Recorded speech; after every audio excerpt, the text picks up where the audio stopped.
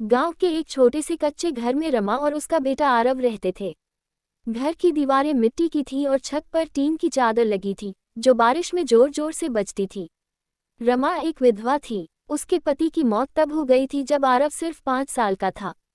तब से रमा ही माँ भी थी और पिता भी। रमा सुबह 4 बजे उठ जाती, पहले चूल्हा जलाती, फिर दूसरों के घरों में काम करने चली जाती। कभी बर्तन मांजती, कभी कपड़े धोती, तो कभी खेतों में मजदूरी करती।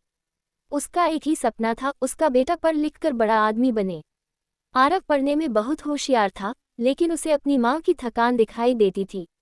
कई बार वह कहता, माँ, मैं पढ़ाई छोड़ देता हूँ, आपके साथ काम करूँगा। रमा मुस्कुरा देती, पर उसकी आंखों में दर्द छिपा होता। नहीं बेटा, तू पढ़ेगा, तेरी किताबें ही मेरी ताकत हैं। गांव के कुछ लोग ताने भी मारते, गरीब का बेटा अफसर बनेगा, सपने मत देखो। लेकिन रमा ने कभी हार नहीं मानी।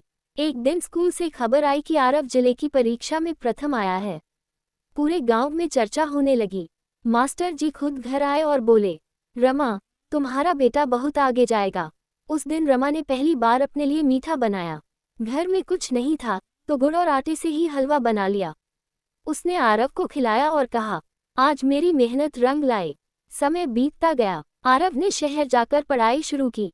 माँ ने अपने गहने तक बेच दिए। कई रातें भूखी सोई, पर बेटे को कभी महसूस नहीं होने दिया। सालों बाद एक दिन गांव में बड़ी गाड़ी आकर रुकी। लोग इकट्ठा हो गए। गाड़ी से एक युवक उतरा, साफ सुथरा कपड़ा, आत्मविश्वास से भरा चेहरा। वह आरव था। अब वह सरकारी अधिकारी बन चुका था। रमा उस समय आंगन में बैठी थी। उसने जब बेटे को देखा तो उसकी आंखों से आंसू बह निकले। माँ, बस इतना ही शब्द निकला और दोनों गले लग गए। आरव ने माँ के पैर छुए और कहा, आज जो भी हूँ, आपकी अधूरी नींद और भूखे पेट की वजह से हूँ। कुछ महीनों बाद उसने पक्का घर बनवाया। गांव के लोगों की सोच भी बदल गई।